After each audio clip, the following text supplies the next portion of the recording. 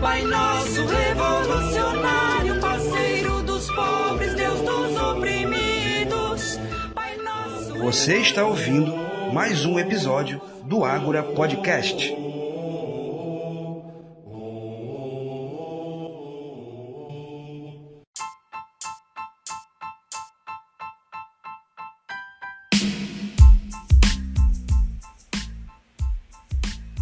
Olá, eu sou Carlos Silva e esse é mais um episódio desta temporada do Ágora Podcast, realizado pelo canal Ágora Política, Ciência e Teologia do YouTube. Esse episódio refletirá brevemente o Evangelho do quarto domingo do Advento, ano B, Lucas capítulo 1, versículo de 26 a 38. Se gostar desse episódio, pedimos que você o compartilhe com seus contatos, seus amigos, e que também não se esqueça de dar o seu like, tá bom? Vamos então ao texto do Evangelho deste domingo. Lucas 1, 26 a 38. Naquele tempo, o anjo Gabriel foi enviado por Deus a uma cidade da Galiléia chamada Nazaré, a uma virgem prometida em casamento a um homem chamado José. Ele era descendente de Davi, e o nome da virgem era Maria. O anjo entrou onde ela estava e disse: Alegra-te, cheia de graça, o Senhor está contigo. Maria ficou perturbada com essas palavras e começou a pensar qual seria o significado dessa saudação. O anjo, então, disse-lhe: Não tenhas medo, Maria, porque encontraste graça diante de Deus. Eis que conceberás e dará luz a um filho, a quem porás o nome de Jesus. Ele será grande, será chamado Filho do Altíssimo. E o Senhor Deus lhe dará o trono de seu pai Davi. Ele reinará para sempre sobre os descendentes de Jacó, e o seu reino não terá fim. Maria perguntou ao anjo: Como acontecerá isso, se eu não conheço homem algum? O anjo respondeu: O Espírito virá sobre ti, e o poder do Altíssimo te cobrirá com a sua sombra. Por isso, o menino que vai nascer será chamado Santo, Filho de Deus.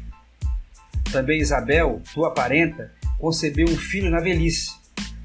Este já ao 6º mês daquela que era considerada estéril, porque para Deus nada é impossível. Maria então disse: Eis aqui a serva do Senhor, faça-se em mim segundo a tua palavra. E o anjo retirou-se. Eis a nossa reflexão. O Evangelho deste domingo nos traz o episódio que chamamos de Anunciação, pois relata o anúncio do anjo Gabriel a Maria, afirmando que ela daria a luz ao Salvador do mundo. Na Bíblia, há diversos anúncios de nascimentos extraordinários. Por exemplo, os nascimentos de Isaac, Sansão, Samuel. Isso para falar apenas do Antigo Testamento, pois no Novo Testamento, além do nascimento de Jesus, há também o anúncio do nascimento extraordinário de João Batista, personagem que tratamos nos 2 episódios anteriores a este. Vou botar o link desses 2 episódios no final deste episódio aqui, ok? Mas por que nascimentos extraordinários? Porque em todos os nascimentos que acabamos de citar, ou os pais eram já bem velhos, ou as mães eram estéreis e, no caso de Maria, ela não tinha relações sexuais com o marido. Portanto, eram gestações no mínimo improváveis e, por isso, frutos da intervenção divina, puros dons de Deus na história. Até porque essas crianças que nasceram nessas condições realizaram missões muito importantes para a história da salvação de Deus no mundo. Todos os anúncios de nascimentos extraordinários apresentam uma mesma estrutura literária. Primeiramente, aparece o anjo do Senhor. Depois, a pessoa que recebe a mensagem se espanta. Em seguida, o anjo anuncia o nascimento da criança e o nome que a criança receberá. E, por fim, a missão que essa criança terá. Por sua vez, quem recebe a mensagem faz então uma objeção, apresenta uma dificuldade e, por fim, o anjo responde com um sinal que vai se realizar no futuro. Essa estrutura se repete também aqui no anúncio do anjo Gabriel a Maria, que é o texto que estamos tratando. Naquele tempo, o povo esperava por um Messias que iria libertá-los do jugo imposto pelo Império Romano, um Messias bélico, fortemente militarizado como o rei Davi. Aliás, segundo as Escrituras, o Messias viria da descendência de Davi. Por isso as atenções se voltavam para Belém, que foi a cidade de nascimento do rei Davi. Mas o texto de hoje nos coloca na desimportante cidade de Nazaré, na discriminada região da Galileia, Galileia dos pagãos, como era chamada, por ser uma região habitada não só por pessoas oriundas do povo de Israel, mas, historicamente, habitada também por vários outros povos.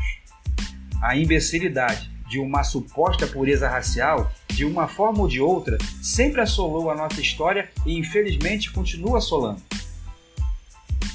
Nazaré era tão desimportante que não é citada em nenhum momento no Antigo Testamento.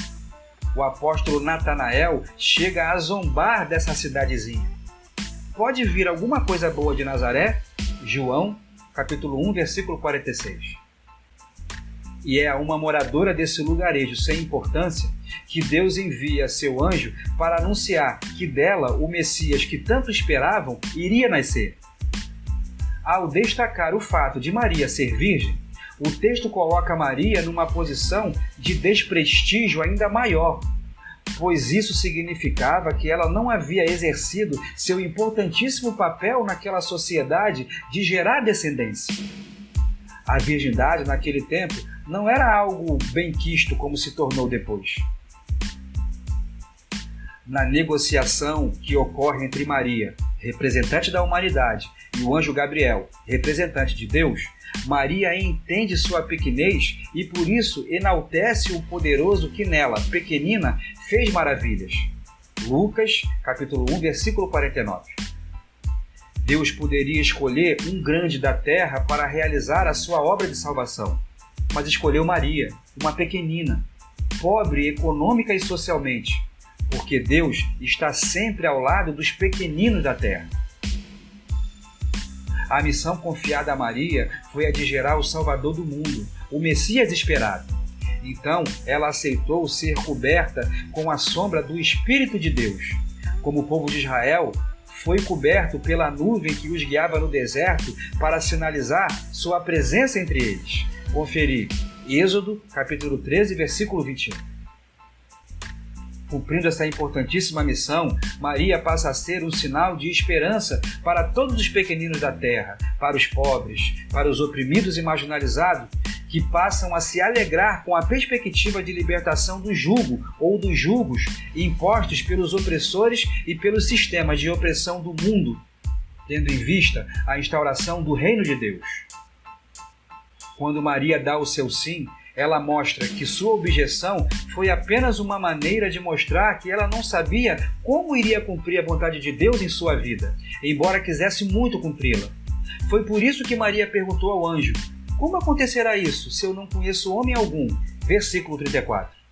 Ao ter sua angústia dizimada, ela então responde ao anjo: eis aqui a serva do Senhor, faça-se em mim segundo a tua palavra. Versículo 38.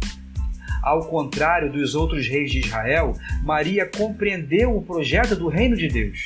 E por isso, ao contrário desses reis, não contrapôs a sua própria vontade a esse projeto, mas simplesmente deu o seu sim. Que a nossa esperança seja renovada na confiança no Deus que fica do lado dos pequeninos, e não dos grandes da terra, que fica do lado dos pisados, e não dos que pisam, que fica do lado dos humilhados e não dos que humilham, que fica do lado dos oprimidos e não dos que oprimem. Bem, irmãos e irmãs, por hoje é só. E voltamos a pedir que você compartilhe esse episódio caso tenha gostado. E que não se esqueça de dar o seu like, tá bom? Esperamos por você em nosso próximo episódio.